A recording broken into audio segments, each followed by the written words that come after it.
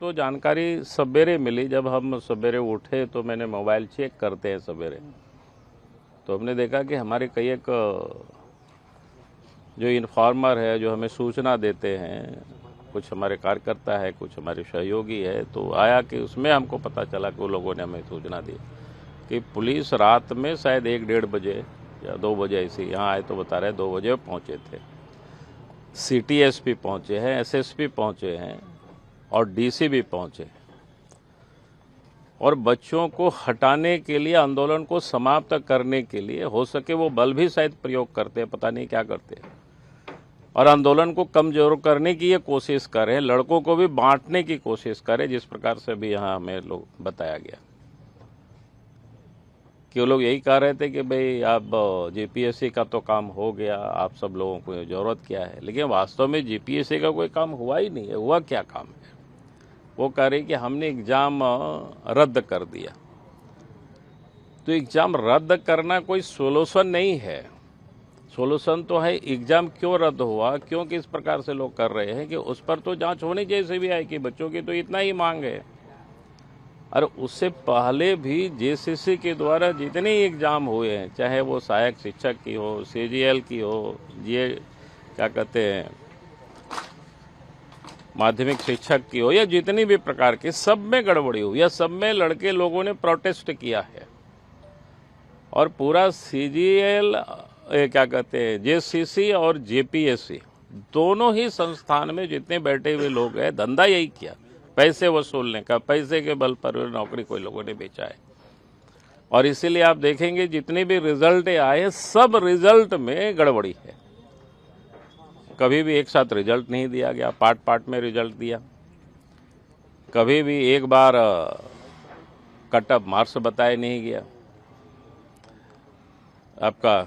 कभी भी जो मैंने देख रहा था कि नंबर को भी कई चीज़ों का जो नॉर्मलाइज किया है, उसका कोई फार्मूला लड़कों को पता ही नहीं है कि उन्होंने आधार क्या बनाया, कैसे बनाया। तो कहने का अर्थ है कि जितनी भी जो ये परीक्षाएं हुई है, सब परीक्षा में इन्होंने गड़बड़ किया। सीजीएल का तो स्पष्ट है, रिपोर्ट ही सब बता रहा है। आज तो सब कुछ मीडिया में भी हम देख रहे हैं, सब लोगों के हाथों में रिपोर्ट है कि इस प्रकार से सीजीएल के एग्ज़ाम के पहले बच्चों को नेपाल में क्वेश्चन पेपर रटवाया, बिहार में, झारखंड में, बंगाल में। और जो क्वेश्चन पेपर रटवाया, उस क्वेश्चन पेपर जिसको कहते हैं ना कि उसका 135-150 रटवाया, जहां पर 120 टेली कर गया। और उसकी जांच रिपोर्ट में भी है। पूर्व के जो सीआईडी ने जांच की, वो सारे रिपोर्टों में दर्ज है। लेकिन उसको दरकिनार करके नए सिरे से सीआईडी गठित करके और फिर जांच हुआ, जिसमें से उसको दरकिनार कर दिया, कोर्ट को गुमराह किया, चाहे हाई कोर्ट हो या सुप्रीम कोर्ट हो। यह स्पष्ट है। इसलिए बच्चों की कोई मांग कोई गलत नहीं है। बच्चे तो इतना ही कह रहे हैं कि भाई इसकी जांच आप तो कराओ सीबीआई से। अब सीबीआई जांच से क्यों सरकार भाग रही है? क्योंकि उनको पता है जिस दिन जांच होगी तो जांच की जो आंच है वो सत्ता के शीर्ष तक पहुंचेगी, और इसलिए वो बचना चाहती, इसलिए आंदोलन को दबाने की कोशिश कर रही है। लेकिन मैं नौजवानों को बिल्कुल धन्यवाद देता हूं, सैल्यूट करता हूं। 10 तारीख को जिस प्रकार से संयम का जो लोगों ने परिचय दिया और उनकी हर चुनौती को लोगों ने सामना किया, जहां ब्लेड वायर लगाए थे, कटेली तार लगाए थे, तब भी विधानसभा तक पहुंचे बच्चे, और चारों तरफ बच्चों ने घेरा और रात के अंधेरे में बच्चों को पीटा गया।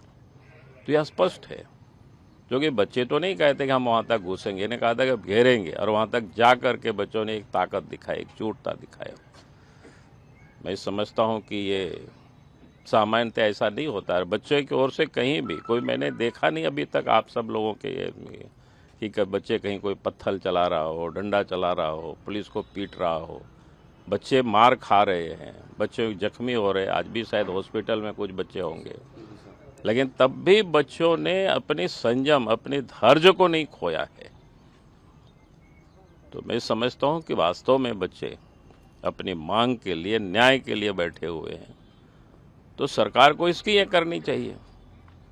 लेकिन रात के अंधेरे में और 1-2 बजे रात एसएसपी पहुंचे, 1-2 बजे रात सिटी एसपी और डीसी पहुंचे,